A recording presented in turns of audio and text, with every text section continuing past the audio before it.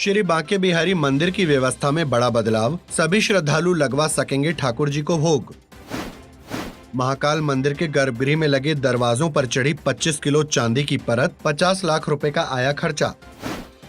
अयोध्या राम मंदिर परिसर का होगा विस्तार, बाउंड्री वॉल निर्माण के लिए खरीदी जाएगी अतिरिक्त जमीन। वाराणसी के प्रमुख मंदिरों और घाटों का होगा सौंदर्यीकरण, फसाड लाइट से बढ़ेगी खूबसूरती।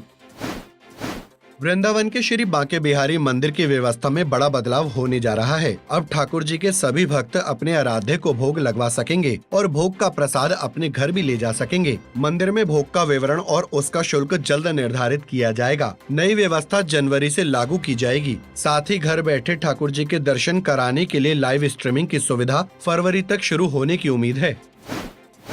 उज्जैन महाकाल मंदिर के गर्भगृह में 20 साल के बाद बड़ा बदलाव किया गया। गर्भगृह में लगे दरवाजों पर 25 किलो चांदी की परत चढ़ाई गई है, जिस पर नंदी, ओंकार, त्रिशूल और कलश की आकर्षक आकृतियां उकेरी गई हैं। नए द्वार का निर्माण जयपुर के कुशल कारीगरों द्वारा कराया गया है और इस पर खर्च हुए 50 लाख रुपए कोलकाता के एक भक्त ने वहन किए हैं। इन द्वारों को संध्या आरती के समय लगाया गया।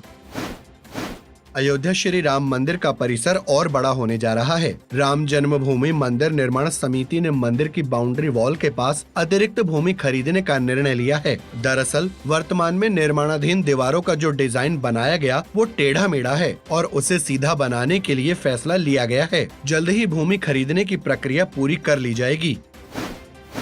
शिवनगरी काशी में लगातार श्रद्धालुओं की संख्या बढ़ रही है। इसी को देखते हुए प्रमुख मंदिरों और घाटों पर सुविधाओं के साथ ही उनका सौंदर्यीकरण भी किया जाएगा। इसके लिए फसाड लाइट लगाई जाएंगी। पर्यटन विभाग की ओर से भेजे गए प्रस्ताव पर शासन ने 10 करोड़ रुपए स्वीकृत किए हैं। योजना के लिए डिटेल प्रोजेक्ट रिपोर्ट बनाने का काम शुरू हो गया है। जल्द ही सौंदर्यीकरण का काम भी शुरू होगा।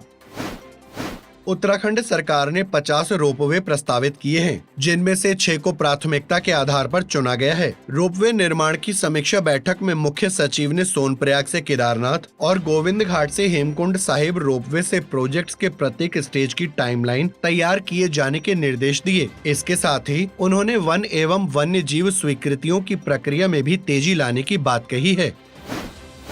प्रयागराज में 3 जनवरी से शुरू होने वाला माघ मेला ऐतिहासिक होगा। उत्तर प्रदेश सरकार माघ मेले की तैयारियां महाकुंभ की तर्ज पर कर रही है। श्रद्धालुओं की सुविधा के लिए सभी मूलभूत सुविधाओं से लैस भव्य टेंट सिटी, पांटून पुल, घाट और बड़े पैमाने पर सुरक्षा, स्वास्थ्य और स्वच्छता आदि के इंतजाम किए जा रहे हैं और इस वर्ष माघ मेले में 12 से 15 करोड़ भक्तों के आने का अनुमान है।